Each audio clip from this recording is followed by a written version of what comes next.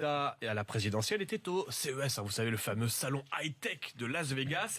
Interrogé par un reporter de l'émission Quotidien, il a mis en avant ses qualités de visionnaire. J'ai ouvert les télécommunications à la concurrence. Vous pensez qu'il y aurait de l'Internet en France si on avait toujours France Télécom avec des fonctionnaires ?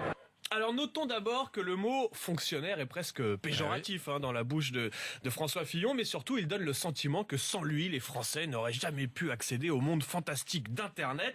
Un moment de modestie salué comme il se doit par les internautes. Je suis heureux d'être contemporain de deux génies, Steve Jobs pour Apple et surtout François Fillon, sans qui la France n'aurait pas Internet, écrit un internaute. Chaque matin au petit déjeuner, je remercie François Fillon d'avoir inventé le grille-pain juste avant Internet.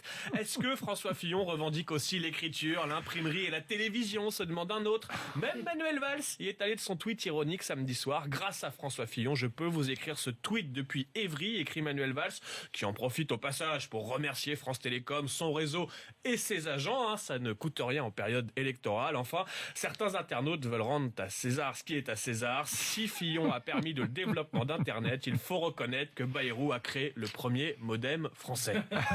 Ce week-end, les internautes, comme tous les Français, ont eu froid, notamment vendredi et samedi. Hashtag quand il fait trop froid sur Twitter. Quand il ferait trop froid, je commence à avoir des sentiments pour les radiateurs, dit un internaute. Quand il fait trop froid dans les salles de classe, c'est la guerre du radiateur. Beaucoup de prétendants, un seul élu. Quand il fait trop froid, tu dois faire un choix drastique. Dégivrer ton pare-brise ou arriver à l'heure au boulot.